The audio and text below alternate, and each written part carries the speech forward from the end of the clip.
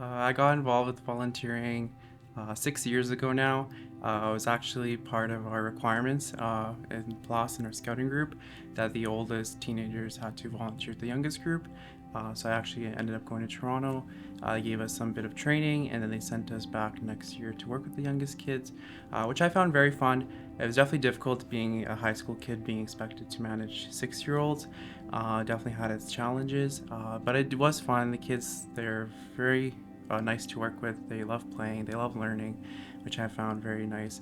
COVID definitely, though, took a pretty hard hit for our organization since we're such an active, in person based involvement group. So we did try to move things online, but of course, with the youngest kids, it's a bit tough since they don't pay attention as much. But nonetheless, it was actually 2 years ago. I was on a work trip when I was given a phone call by one of our head organizers saying that they had a staffing shortage. Someone had to move to a different place. I decided willingly I'd come and help out because having been through that organization since I was in elementary school myself, growing up, I recognize the value all the volunteers play since all of us are there on a voluntary basis. We all put in effort outside of work, outside of school, outside of our own family obligations. So I felt the need to give back since I had such an enjoyable experience. And I've kind of slowly risen up, just being a regular volunteer. Now I coordinate my own volunteers and I run the summer camps that we have as well. I would say that one of the most satisfying projects I've been involved with my volunteering in PLAST was our summer camp this past summer at the end of July. We had it here in our lovely Rocky Mountains, not far from Nordic. We had kids from 4 different provinces, so from Vancouver all the way through Winnipeg. Had 20 staff from both here in Edmonton, from the East Coast, and even some came from the United States to help out. It was very satisfying because we gave a lot of kids, especially all the newcomers from Ukraine. I'd say more than half of the kids at our camp were newcomers. A very unique Canadian experience. I know that the Ukraine has very lovely Karpaty, but the Rockies are a bit different. Since we gave them chances to go hiking in our Rockies, we gave them a chance to go rock climbing, we gave them chances to practice the Ukrainian language since we're a strictly Ukrainian language-based camp at Plost. And I was very satisfied because I think all the kids had a very wonderful time. They were out in isolation in 10 days. I know a lot of parents tend to worry, but I got very positive reviews back since we do ask for feedback as I think it's important. So I was very proud of the staff I had, of all the great kids we had. I can't wait to go back next year, so I do look forward to our next camp next summer.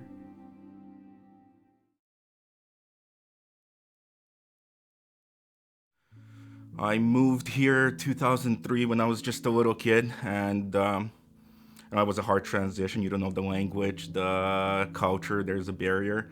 And by joining Ukrainian organizations, not only did it help me accumulate to the Canadian culture and make friends, but it just made the whole transition easier.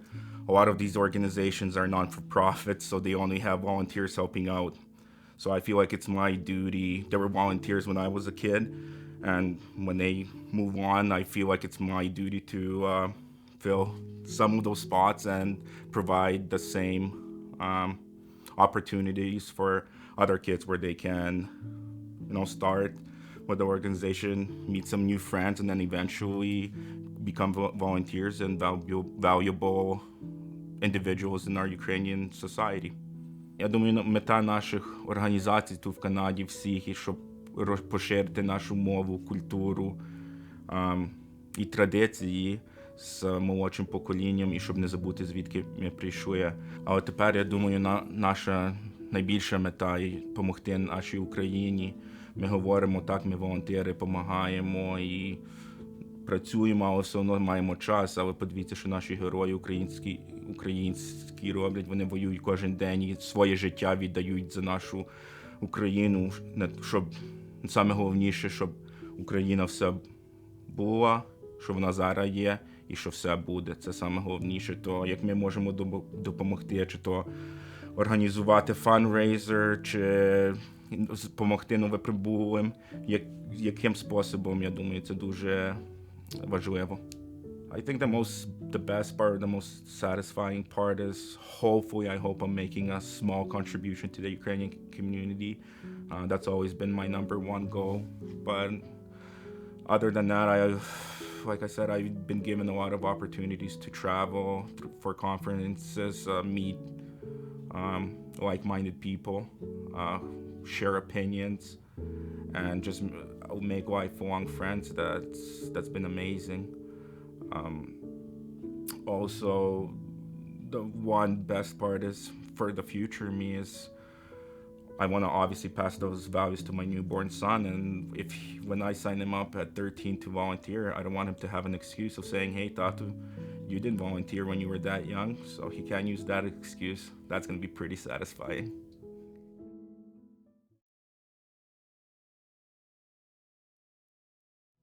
For me, choosing to volunteer was less of a choice and more of a natural next step in my life as a plastunka. I grew up throughout the organization. I joined when I was 4 years old. Mama enrolled me into Plashenята. I finished the Novacka programa, Junacka programa, and I learned so much. The person I am today would have been very different if I didn't go in Plast. So for me, it's very important to give back and be a vychovnica to these youth that are in the programa right now. And it's very rewarding to be able to see them grow and develop in the same way that I feel I did. So less of a choice and more of a happy responsibility. Altogether, I've been a vychovnica for around 8 years, on and off. I started volunteering as a pomічниця with Plashenята when I was 12 years old.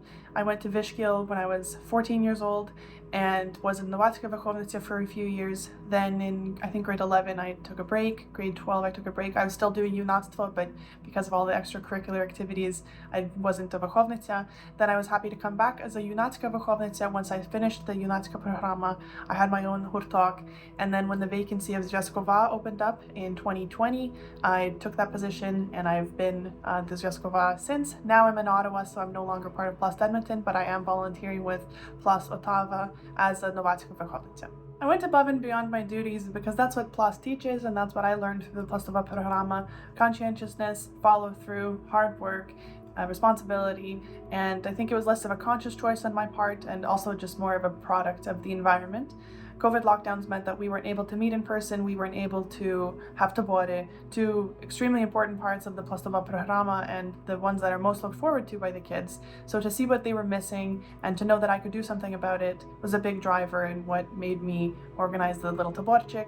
I was very happy and lucky to have the support of the provid of Plast, parent volunteers themselves, my own mom who worked in the kuchnia, and I'm just really glad it all worked out.